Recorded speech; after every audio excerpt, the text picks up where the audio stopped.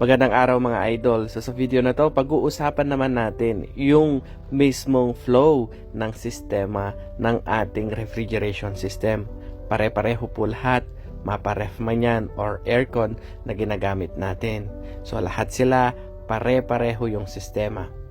So pakitandaan po na may apat na major components ang ating refrigeration system. Ito yung ating compressor, tapos yung ating condenser, tapos meron din siyang expansion valve, at yung panghuli is yung ating evaporator. Laging tandaan na ang ating refrigeration system, mapa aircon or ref yan, is a closed system. So kapag sinabi ng technician na kakargahan lang niya ng freon, ibig sabihin nun mali ang kanyang ginagawa dahil merong leak ang ating sistema at kailangan niya yun hanapin. So para lubos natin maintindihan ang ating refrigeration system, hahatiin natin ito sa apat na parte. Ang lahat ng nasa kaliwa ay nasa low pressure at lahat naman ng ating nasa kanan, ang refrigerant nito ay nasa high pressure. Tapos hahatiin naman natin sa taas at saka sa baba. Ang lahat ng refrigerant na nasa taas ay nasa liquid state at yung nasa baba ay nasa vapor state.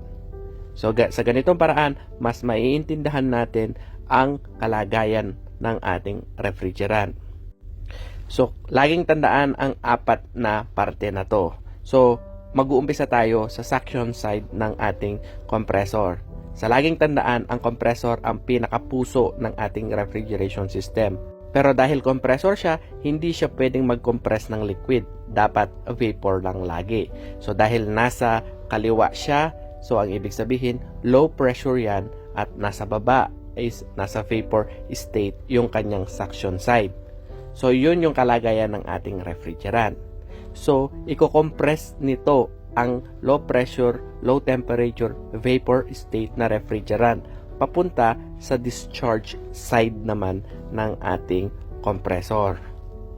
So kapag lalabas na yung ating na-compressed na refrigerant dahil nasa kanan na siya, so ang ibig sabihin lang nito is nasa high pressure state na siya at nasa baba pa rin siya, so ibig sabihin vapor pa rin yung status ng ating refrigerant.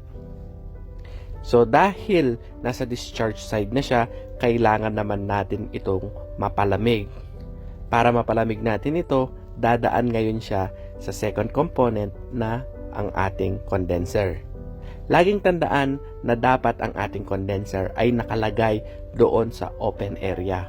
Ang main objective kasi natin dito is mapalamig natin yung coil ng ating refrigeration system doon sa condenser side. Kaya kung mapapansin ninyo, napakainit ng binubugan nito at ginagamit natin yung hangin sa paligid para mapalamig ito, 'di ba? Kaya meron naman siyang electrical motor or fan. So ibig sabihin, hihigupin niya yung hangin sa paligid at ito yung dadampi sa mga coils ng ating condenser at ibubuga ulit palabas. Kaya naman napakainit nito. So yung kagaya ng natutuhan natin ng elementary na ang vapor para mag-condense siya, kailangan natin siyang mapalamig. Kaya napakahalaga ng parte na ginagampanan ng kung saan ilalagay yung ating condenser. So mula sa ating condenser ay pupunta nga ang ating refrigerant sa expansion valve. Dahil nasa kanan pa rin siya, high pressure pa rin yung ating refrigerant at nasa liquid state na siya. So ibig sabihin, bago papasok sa ating expansion valve, dapat nasa high pressure, low temperature, liquid state. So tapos, yung ating refrigerant ay magpapass through sa expansion valve. So dito, kailangan is ma-turn siya into mist para pagpapasok siya sa evaporator is madali niyang ma-absorb yung init na manggagaling sa ating mga kwarto. So ang function ng expansion is para mapababa yung pressure at ma-convert niya ang liquid into mist state. So meron siyang sensing bulb na nakakonekta sa outlet ng ating evaporator at ito yung magre-regulate para sa orifice ng ating expansion valve. So yung mga bago ngayon is gumagamit na sila ng electronic expansion valve at siya na yung magre-regulate ng ating sara at bukas ng ating expansion valve. At yun na nga is magpapass through na siya sa ating evaporator. Dahil nasa kaliwa siya at sa taas na part, dapat ang ating refrigerant dito ay nasa low pressure, low temperature, liquid state siya. So, ang function ng evaporator, umihigop siya ng hangin mula sa ating kwarto at doon siya magpapass through sa mga grill ng ating evaporator. Yung init mula sa ating kwarto, siya yung magpapakulo doon sa liquid state na refrigerant sa loob ng mga pipings. Kaya naman tinawag itong evaporator. Papakuluan niya ulit yung ating refrigerant para maging vapor state ulit siya. Pero dahil nasa low temperature siya, yung exchange ng hangin is yun yung lalabas na malamig mula sa ating evaporator. Kaya lumalamig yung ating kwarto. Teka, Lecky Jake, bakit naman kukulo yung ating refrigerant? Ang lamig na nga ng kwarto, di ba?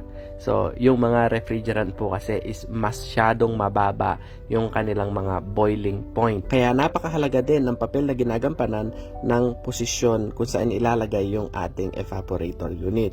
So, after nun, paulit-ulit na lang yung magiging cycle ng ating refrigeration system.